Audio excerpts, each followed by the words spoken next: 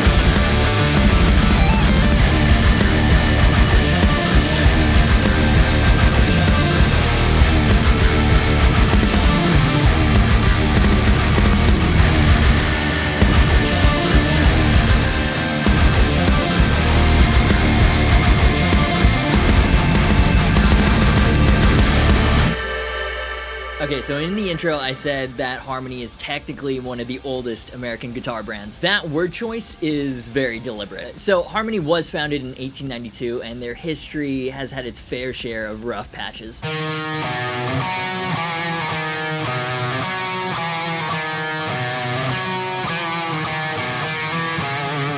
In 1916, it was purchased by Sears in an attempt to gain a stronger position in the ukulele market. By 1930, they were producing a lot of guitars under their own name, but also under Silvertone, which was Sears' house brand, and a name you might be familiar with already. Silvertone is a cult favorite amongst vintage guitar collectors since the designs are a little out there. The 60s models are especially popular since George Harrison and Jimmy Page actually played them. By that time though, Harmony had nothing to do with Sears, since in 1940 Chairman Joe Kraus had bought back enough stock to make it an independent company again. Harmony went through its own golden era in the mid-60s, but sadly it was not meant to last, as the once prolific company declared bankruptcy in 1975. Now, up until that point, they had produced more instruments than any other company ever. And it seemed then that was the end of Harmony. That was until it was revived in 2018, 43 years later, by BandLab, who are also responsible for reviving Teisco. They own Herridge guitars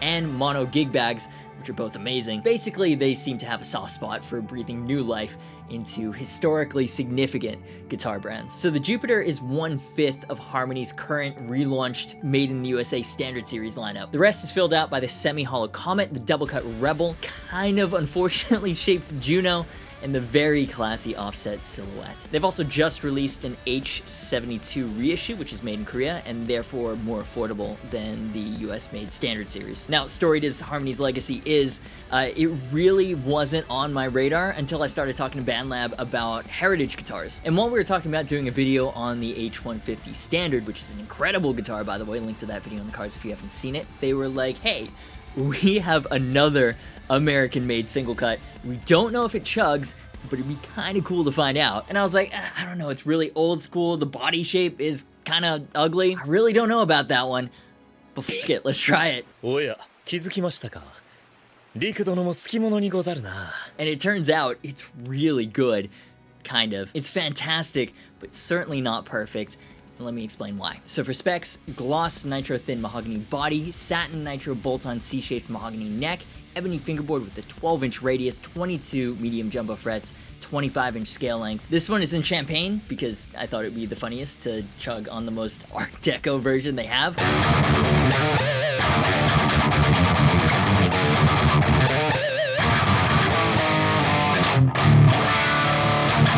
But it also comes in space black and pearl white. And it's hard to see from the pictures, but they all have that subtle metallic sparkle. For the record, while I initially chose this champagne because I thought it would be very amusing to play something super heavy with it, I ended up actually really liking it. In person, the way it goes with the dark stained mahogany neck, with the ebony fingerboard, the way it matches the gold foil direct mounted pickups, the gold headstock logo, it's just all unapologetically mid-20th century American. And I absolutely love the handwritten serial on the back of the headstock. PRS also does that, and it just gives this extra personal touch.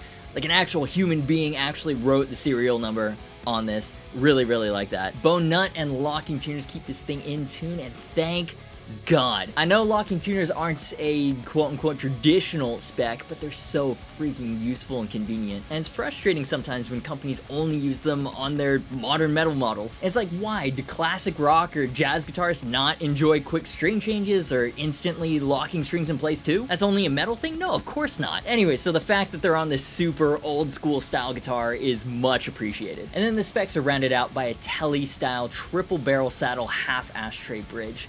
Cool design, much more comfortable for the chugs than a vintage Telly full ashtray bridge. Modern Harmony guitars like this Jupiter are a unique mix of classic specs plus locking tuners to create something fresh and exciting. Like a 25-inch scale length bolt-on single cut with a half Telly bridge.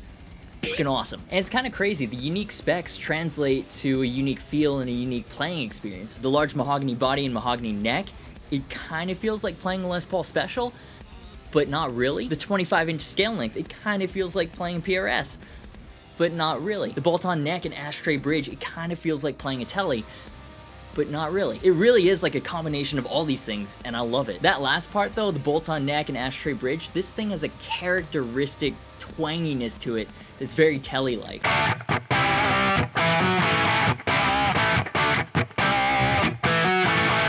Big fan of this, and we'll come back to it in a second because I really wasn't sure what to expect tone-wise with this. And even though I had no expectations, it still managed to surprise me.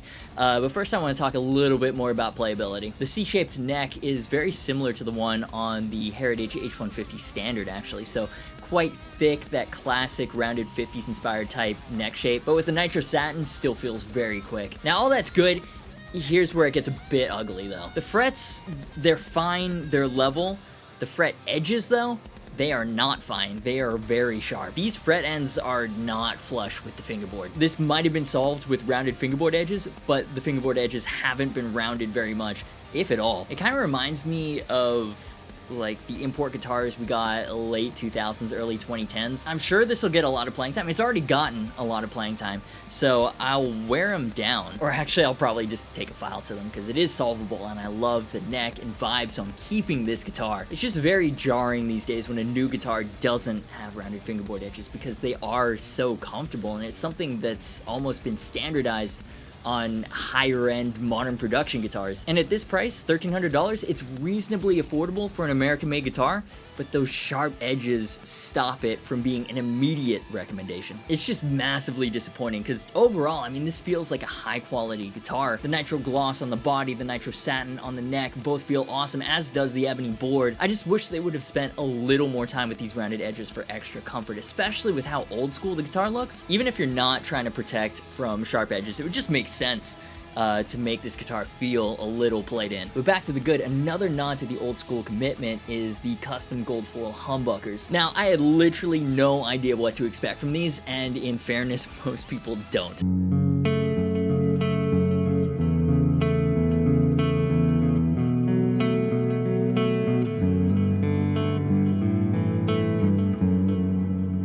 Quick history lesson incoming. I did some Googling so you don't have to. From what I can tell, gold foil pickups were introduced mid-late 1950s, only found on lower cost guitars. There is an incredible amount of variation. Single coil, double coil, pole pieces, no pole pieces, and those are naming just a few. And there was questionable consistency at best from pickup to pickup, so gold foils can sound wildly different. And while the gold foil covers don't actually have any effect on tone because they're not actual gold, it does tend to be an indicator. Because gold foils, they don't use ceramic magnets like modern high-gain humbuckers. Heck, they don't even use classic Alnico 2s. A lot of them, to stay true to the old school vibe and specs, they use rubberized ferrite, fucking fridge magnets. Wild, so they tend to be much lower output than standard pickups. The ferrite is also arranged in a bar, so modern gold foils tend to be quite harmonically balanced. Another difference, standard pickups are made on a very basic level by winding a coil around a magnet. Traditional gold foils are the opposite. I don't know how that affects tone, but like, what? Anyway, so that's the SparkNotes summary of what I found on Google from a very quick search, some of which applies to this and some of which doesn't. These pickups are, in fact, quite low output. They've modernized these though. They're Alnico 3s, not rubberized ferrite. Still though, it's actually pretty funny how different the waveform shapes are between this bridge and the bare knuckle painkiller bridge in my kit build. It's also a very bright pickup, really pronounced high end. The neck, meanwhile, again, very low output. Not nearly as bright as the bridge. It reminds me of like an Alnico 2 PAF in response, but again, with that kind of pronounced high-end and more scooped mids. Interestingly, I think with how pronounced the bridge is in the highs and high mids, it actually does a pretty decent job in a mix with a cranked high gain amp. And for cleans and edge of breakup, it's just a very interesting sound.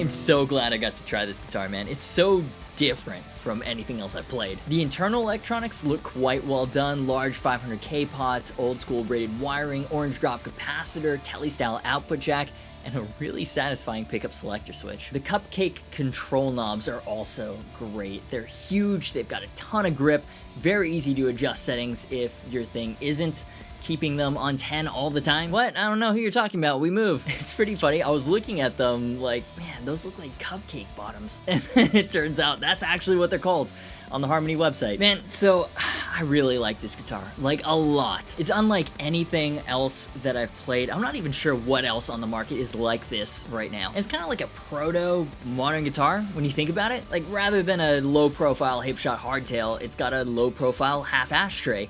The pickups are direct mounted, but they're Alnico 3 gold foils instead of Seymour Duncan Black Winners or whatever. Get where I'm coming from here? Maybe not. The body shape is kind of ugly, but it's comfortable and it's freaking gold. And locking tuners on a super old school guitar is amazing.